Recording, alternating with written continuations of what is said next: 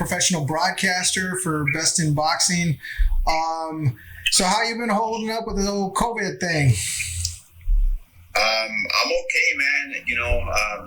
Like we were talking earlier, luckily, I have another job. I work security for Sharp Hospitals here in San Diego. My wife is working from home, but I know other people are worse off, man, and it sucks. I am losing money. I had to shut down my boxing gym. Yeah. But so how does that work with the gym? Have you guys heard anything from California about when you guys can reopen? No, and that's the thing. There's not much out there, and it's just what it is for California, I guess. San Diegans, we're just abiding by it as well. We live in California, right? Yeah. But it's just because the cases are really low, right? There's not a lot of cases in San Diego, which is good. I mean, you guys all self quarantined and didn't get really hit, so that's good. Yeah. So I get updates through Sharp Hospital, like everybody gets like the company emails, and it's not as prevalent here in San Diego as it is in other countries, or in other states and counties where people are jam packed.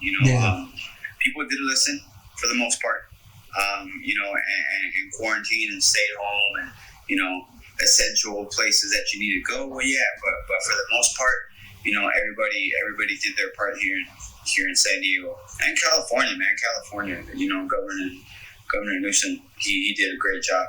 Yeah, our governor here, he jumped on it quick. I think we did it before.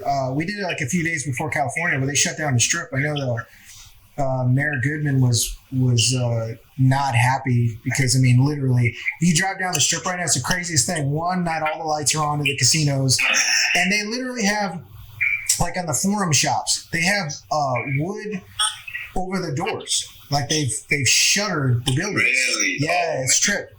They've got. Yeah. It looks weird. They've got looks like something out of a movie because they got barricades at all the entrances, so you can't even drive onto their properties. Oh snap! Wow. So they really are taking it seriously. I get that because it is serious, man. It is serious. So gladly everybody here, California, Nevada, since you're telling me this, take it serious, man. Take it serious. Yeah. That's okay. Well, what's when you look at like Vegas, everybody comes from all over the world to Vegas, so it could easily turn into a hotspot like nothing because all the casinos, you're packed in casinos, you're packed in clubs, you're packed in. I mean, look at what Louisiana is going through, where they had Mardi Gras, and that whole city is devastated because I didn't even know that. Yeah, I didn't know that. Yeah, Mardi Gras spread it crazy down there. Oh man, so that's right. Man, what can you do? I mean, it is what it is. We just have to deal with it. We have no boxing. We have no baseball, now, basketball. I could do without baseball, but the boxing, man. And then I was kind of like with it, the fact that Dana White was going to do his do his shows. The UFC was going to continue. But then again, boom, everybody got shut down, man, including the UFC. I know. So he was saying, what was he saying? That like the head of Disney. Yeah, so Bob Iger. Yeah, Disney was the ones that hit him up and like, hey, homie, you got to cut that out. It ain't going to work. It's going to be bad publicity for us. Yeah. But he's talking about doing it on some island still, so. If he's still doing that, well, power to him, man. Yeah. He's got the funds for it. Cool. Yeah. Because we both know you have to have the funds for it, right? Yeah, definitely. And then I know we're talking about getting to go back up at the end of June down in Mexico. But, I was just texting Marcus Villegas before this, and I mean, he's all concerned about how we're going to do this. And rightfully so. There's no there has to be precautions not only put in place for fighters, and I'm talking testing on the day of. So when they're doing their medicals, they have to be tested. I mean, that's the only way, because you fighters are going to be right next to each other, right? Their heads are going to be. They have to be negative in order to get in that ring. And it has to be, I know that they're coming out with new testing to where they can within a relatively short period of time, within a couple hours, they can have the results. So just like a drug test, right? You piss in a cup and you turn around, you get the results. No, hopefully they can do that with they have no choice. Not hopefully, they have to be able to turn around testing. And then the talk about doing it down in Mexico is that they'll allow fighting to happen, but no live audience. Oh, that's going to be weird. Yeah. So, I mean, fighters got to fight, right? You have no choice. I mean, ESPN's talking about with Top Rank doing fights in studio. So setting up a ring in a studio, limited amount of people, and shooting the fights that way. So, man, it sucks that it's shifting this way, because it's our sport, man. That's one thing I tell everybody, I had to shut down my gym, but one of my selling points is that I love the sport. I love everything about it. I love watching it. I love doing it. I love going to events. I love amateur events, professional events. I love everything about it. And the crowd is one thing that I love about it. It's something that we're not going to have for maybe the remaining of this year. Hopefully this clears up, but it just sucks, man. There's really no other way to put it besides it sucks. Yeah, and that's a good way to sum it up. But there's no quick solution when they come up with the testing, or when we get access to the testing where they can test the fighters. I want to get those exact same tests and have all the crew tested to make sure that all the crew everybody's good. So everybody who's in that building is safe. And so I got to work with the promoters to make sure that they're not only, because the venues are in Mexico. They're not the cleanest venues in the world. And so they're going to have to disinfect these venues. How dare you, Armando? Hey, you and I have been down there many a time. You know what it's like going into those bathrooms? Yeah, we know. So what about your gym? You had only been up, what, 7 months? So actually, we were going to celebrate our 1 year anniversary, man. We actually opened the third week of March of 2019. Yeah. And we had the grand opening April 17th of last year, or April 20th of last year. Yeah. And we're going to do it this weekend, April 18th.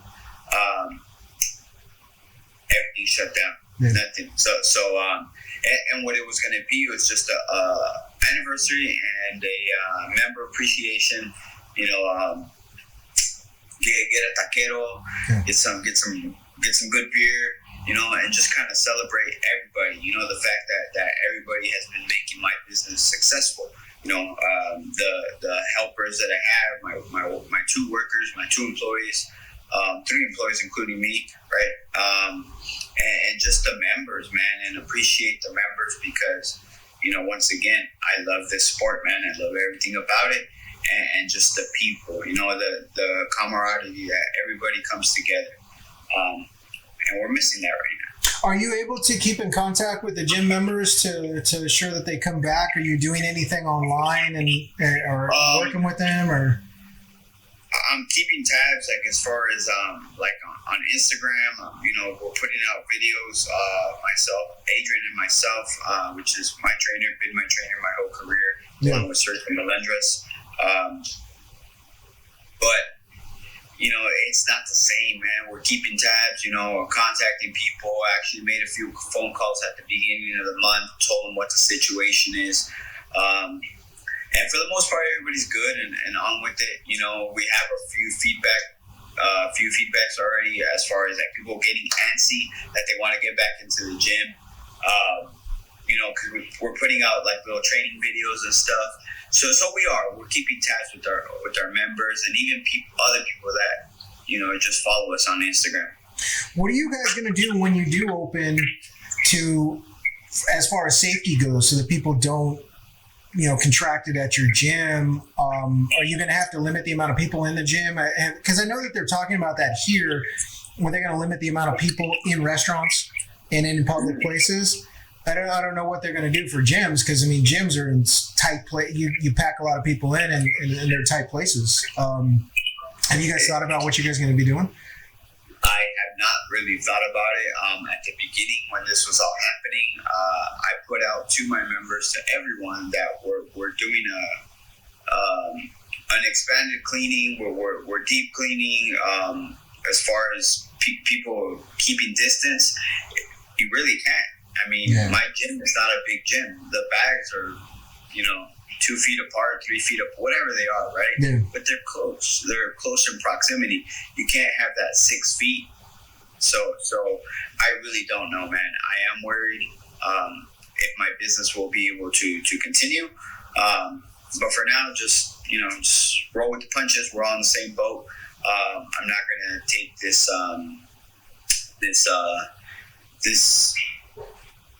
I'm not going to take it as a victim mentality. That's what I'm trying to say. It's happening to all of us. We're all in the same boat. But just roll with it, man. Whatever comes of it, make the best of it. Yeah, definitely. I know that you're transitioning. I know that you're still on the fence. You talked about in the last broadcast that you retired. So how is the transition going? Because I mean, this is something that a lot of guys. This is something that every boxer faces, but really don't hear a lot of discussion about it. How's the transition going from being a full-time or being a professional boxer to transitioning to a trainer, owning your gym, being a broadcaster? How's it going? It's good, man. I have my own gym, so whenever I decide to, I go in there, I hit the bags, I hit the double M bags, the shell, whatever needs to be done, and to I don't know, just that adrenaline. But there's no other feeling than being in a professional boxing ring. Like you said, I'm on the fence, and as of now, I'm still on the fence, and I just haven't made the decision yet, because I'd love to do it. I tell everybody too, man, I love fighting. I'm a prize fighter. I'll fight you outside for $20. That's just what. Oh man, I love it, man. I love it. So I'm still thinking about it. And people say like, oh, I gotta talk to my family or this, that. My wife says, do whatever you want. Nice. It's whatever you want. So we'll make I'll make the decision, and we'll go from there. How's your body feeling? I know towards the end, towards your last fight and discussion with you, that your body was breaking down. I mean, you'd been a professional fighter nonstop since you were in your early 20s. How has the rest been? How does your body feel after resting for all this time? I feel good. My body still responds. That's the upsetting part about this. Last time I had the conversation with you, as far as it's my right eye. Yeah. So if you guys can see me on the screen right now, this one's a little wanky. You might think it's this one, because this one's starting to get lazy, because this one's a little off, but I'm trying to get my eyes fixed. If they tell me, Chris, you could fight, you could get your eyes fixed and you could fight, I will fight. If they tell me, Chris, we can fix your eyes, but you will never fight again, I'll be good with that as well. Tell people what's wrong with your eye, and the fact that you didn't know that you had an issue with your eye. In 2008, I had a blowout fracture in my right eye against Gregorio Torres. You go back, you look at that fight. It was in the 4th round, I believe. Uppercutting me right in the eye. Pop. You hear it pop too, because we were one of the early fights on TV, and there wasn't much of an audience yet. Nito Bravo fought that night and packed the place. So after that, the way they explained it, blowout fracture, my bone broke, nerves fell into it, and as far as what the doctor told me at the time, it was going to be an aesthetic problem. So, and I said, okay, I could see. it's only a problem when I look down. I told him, he's like, don't look down. This is what the doctor told me. Don't look down. I was like, okay. So in my head, I was like, I'm fine. Yeah.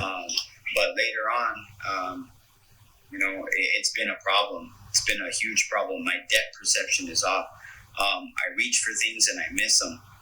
So think about how detrimental that is in a boxing fight, where I can't tell how far you are. I think I can, but the reality is I can't. That's crazy. And it sucks, man. So I've really been lying to myself because I didn't know this up until December of last year. As far as what it was. So what was the date when you popped it? I think it was July of what year? 2008. So you were fighting all that time with lack of depth perception. Yeah. So here's the thing though, like since it happens early and I had the most success after, I was undefeated still for another 3.5 years or so. So I never really correlated the two. It's your eye, no, or it's your depth perception. I never put those things together. So when I recently found that out, and then I look back, and that's what it is. Because if you look back at my fights, I never got hit. I thought I have a good chin, but no, I just never got hit. Look at the fight when I fought Chris Alvarez, Charles Huerta, a few other guys that were good and had prominent careers. I didn't get hit. I got out of the way. It's when I started getting hit because I couldn't measure distance, which I tell everybody is the most important thing in boxing. Measure your distance. I couldn't take the shots, or I can't take the shots. So do you feel it? You got worse? Was it degenerative? Like, so you weren't that bad at first, and then as you took more hits. So it's been a gradual problem. It wasn't like right away. Yeah. But little by little, you take out a piece of the dirt. You dig a hole little by little. In a couple of years, that's a big ass hole. So I guess that's what's happening here, little by little. I recently saw a doctor. They told me typically what the off-put is anywhere. The doctor said 10 years experience, ophthalmologist. Before I saw the specialist, she said typically we see patients with an imbalance from 2, 3, and 4. She said yours is a 14.7. Oh shit! It hit me right here, man. So that's rough, man. So think about that, man. Think about how offsetting that is, And prior to my last fight, which on paper I was supposed to blow that guy out of the water, and I couldn't hit him, and I couldn't get I couldn't get him off me either. Inside boxing, sparring, for that fight, the same thing. I was getting hit a lot with needless shots, and I was like, "Oh, we'll fix it." So that's part of the reason that I said I was lying to myself, because I'm gonna fix it. I never fixed it in sparring, and I sure as hell couldn't fix it in the fight. So is it that you just can't see the punches coming? Is it that you can't see?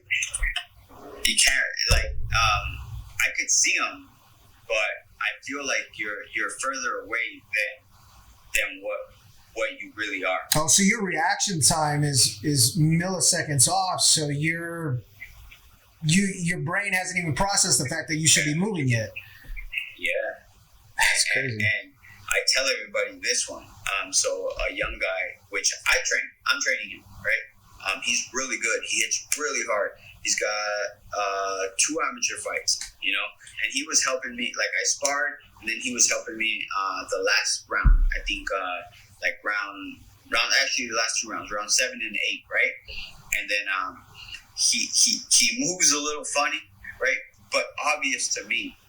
And then he's far away, and he moves, and then he throws a right hand in my head. Because if you've been in the ring, you think to yourself very fast, like, what the fuck you doing, man? And I was like, you're too far. He wasn't too far. I didn't move. He hit me right here on the top of the head, and I stumbled into the ropes. And like, if it wasn't for the ropes, man, maybe I would have fell, you know. But that's when I should have noticed. Hey, you get there's something wrong, but I don't know. It is what it is. Yeah. So I mean, obviously everything in life got derailed with the whole COVID thing. When do you expect to see the specialist and get back? You know, possibility of surgery. Yeah, a possibility of a surgery. I was supposed to. So right before the actual shutdown, I had an appointment. I had a CT scan already. I had an appointment to see what the plan of action was going to be, and it turned out to be postponed till June 1st. So now I have to wait till June 1st. Oh man. Well, yeah. I mean, in the span of time, it's not that bad. So hopefully, it's not. Hopefully, you can still get the surgery this year if that's what's going to fix it. Yeah, dude. I'm hoping, man. That's just what I wish for, man. Once again, if they tell me you can fight, hell yeah. If they tell me I can't, after I get it fixed, no problem, man. Because I'm comfortable with what I accomplished and what I've done. Yeah. So. Yeah, definitely. So as far as the transition goes, I mean, eventually you're going to have to hang it up no matter what, right? Age is a bitch. But are you thinking about transitioning into being a trainer? I mean, obviously you have a boxing gym, you're training kids. Is that the natural progression for you? Yes. That's actually always been in the back of my mind too. And I've already have a few amateur guys. I'm excited about a few, even though my coach tells me not to get excited. But it's hard not to get excited, right? Yeah. But I'm looking forward to it, man. I have one undefeated heavyweight, strong guy. You know, he's actually a Navy SEAL. Excuse me, I don't know why I couldn't think of it. He's a Navy SEAL. I have a couple of guys that are Navy SEALs that go to the gym. One in particular, though, he's got 2 amateur fights already. He stopped both his opponents in 2 rounds or less. Everything's good, man. And I, like you said, I want to transition to that step of the game. Yeah, nice.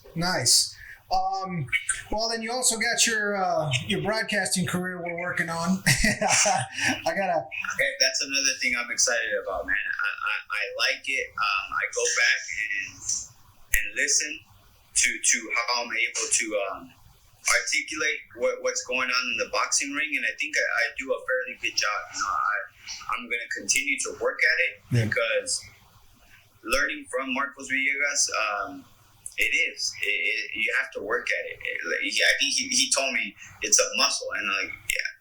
And at first I was like, whatever. But I agree, man.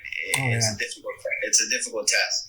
Yeah, and as we get better, and you know, we get some money and can bring you guys in sooner and have research and stuff like that. Because I mean, obviously, like if you look at some of the top broadcasters, whether they're former fighters or not, they show up with a ton of notes on every single fight that they're covering.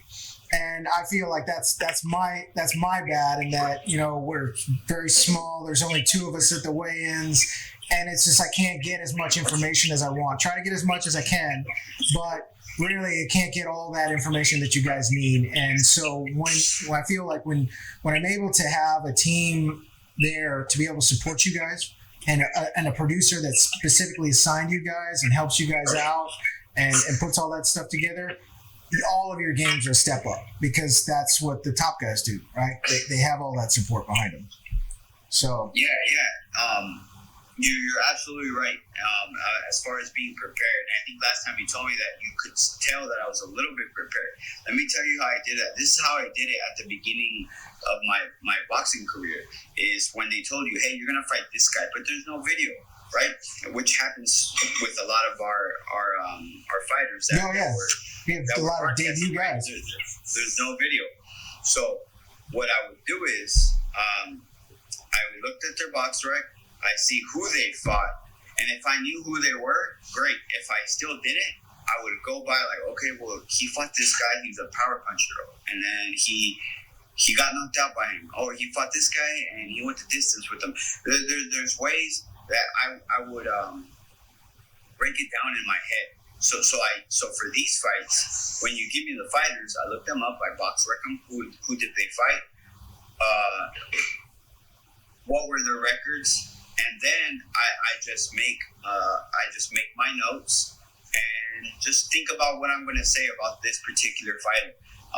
So once again, I really am enjoying this aspect of the boxing game that you've been able to provide me with, and Marcos too, with his YouTube channel and getting us ahead and working this whole thing out. I really like you and Marcos together. Like it's a different show when you are doing it by yourself and with somebody else, and he's doing it with somebody else.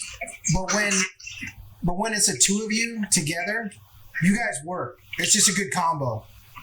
It is. I like it too, man. So I think in the last broadcast where you had me do it with the play-by-play. Yeah. Once again, man, I think I gave him a shout out, and I said it's definitely harder than what I expected because it was hard, and I think I said it on the broadcast that I missed him. I missed you, Marcos. Yeah, I remember that, and it's hard. I mean, a lot of people don't realize like when you have play-by-play, especially play-by-play guys that can do it over multiple sports, because there's a lot of guys like that. I mean, just it's amazing how difficult it is when you first step into that position, because you're talking all the time. You're literally not only having a conversation with one or two other people, but you're describing what's going on for everybody at home. That's a lot to process. We don't normally have conversations that in depth when we're just talking to each other. You have to put out a lot of information in a very short amount of time. You have to keep talking, and you have to kind of, like, let's say the fight isn't what very exciting, and you have to kind of fill in that gap. Yeah. But if it's exciting, it's easy. Yeah. But when it's not exciting, that's when it's, that's the difficult part, Yeah, and a lot of times at the level that we're dealing with, we don't always have control over the matchmaking. So when we guys show up and they're not always going to be exciting. So it's actually a good training ground for you, because if you can call fights, some of the fights we have, where it's just like you've got a garbage collector fight. I mean, no offense to garbage collectors, but you got a garbage collector fighting a professional fighter who's trying to be a world champion. I mean, the fight's not going to be that entertaining, realistically. Yeah, and you know what, man? Look, man, in 40, I think I have 44 professional. I'm not sure. I have to box rec myself. Yeah. Well, you're up there. What I was going to say is I didn't have too many of those, right? But then I had like that I know, like 2 give-me's for sure, 2. This guy wasn't shit, right? But it's good that the public is able to see these guys come up like, hey, bro, you didn't really fight anybody, or hey, dude, you had a tough fight against this guy, and that guy was okay.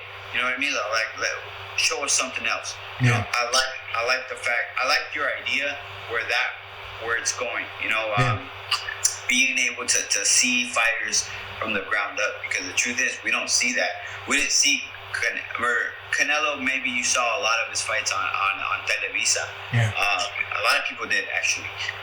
But other fighters, you don't really see them.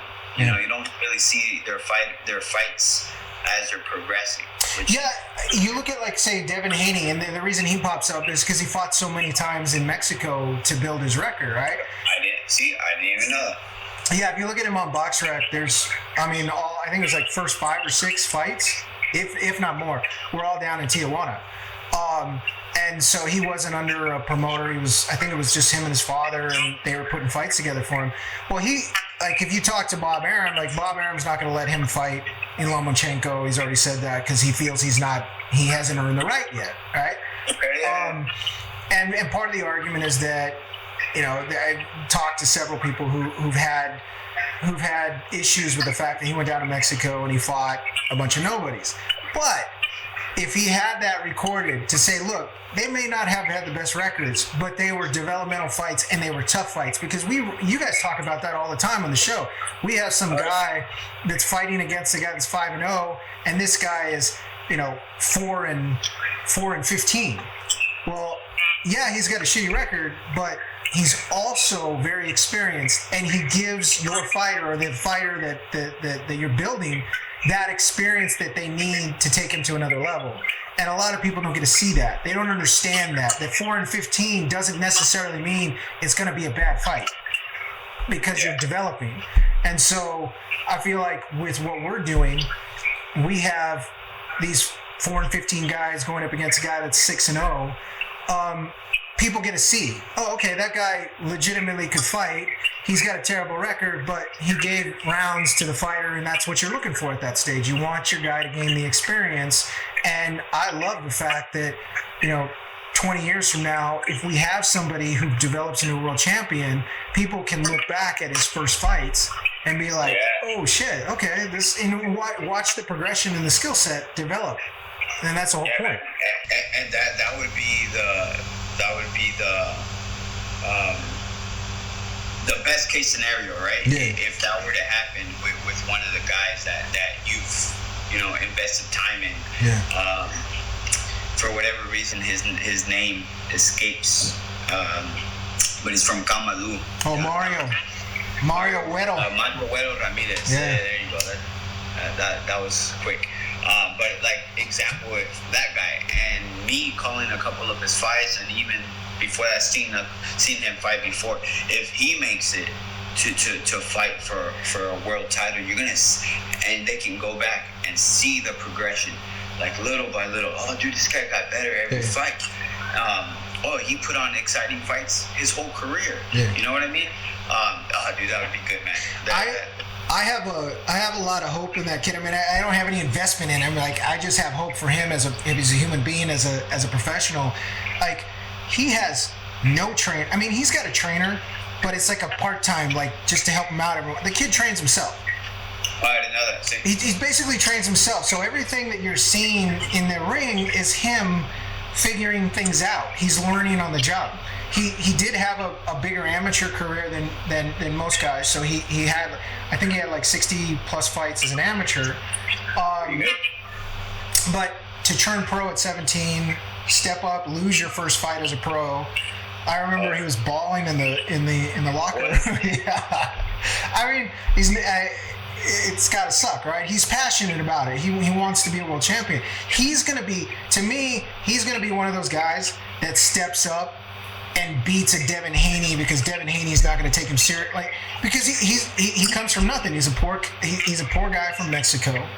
He doesn't have this pedigree behind him. He doesn't have he doesn't even have a trainer yet, right?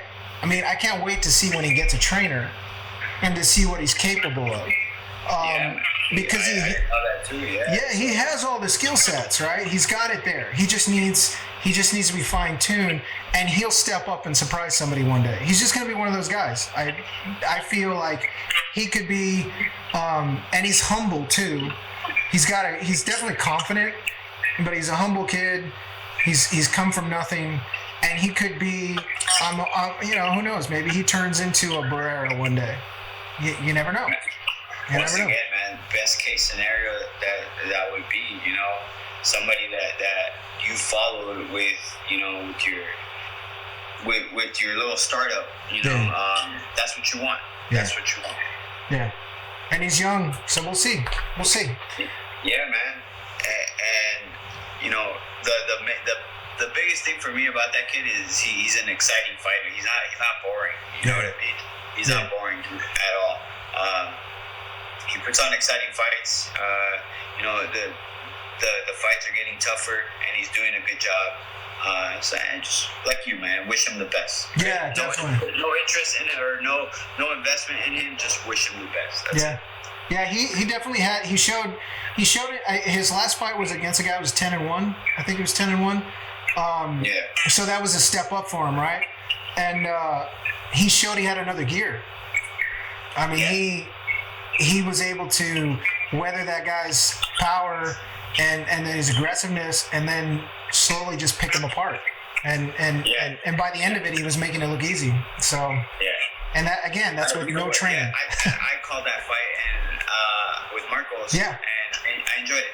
It was a really good fight. I like fights like that when one fighter faces adversity,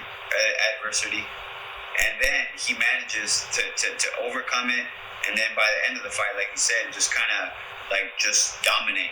You know, that's the skill of boxing, man.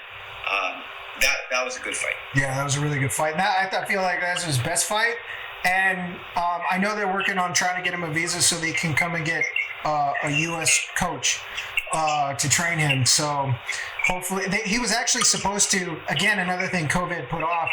He was supposed to get his.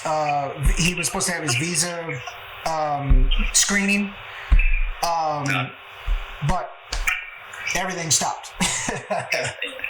On hold. That's it. I think I told everybody we all got sent to our rooms during this time. So I've kind of enjoyed it, to be honest with you.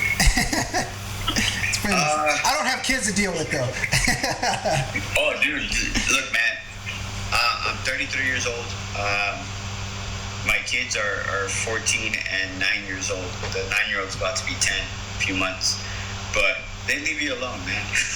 Yeah. They don't even want to talk to you. Nah, I'm just kidding. We hang out.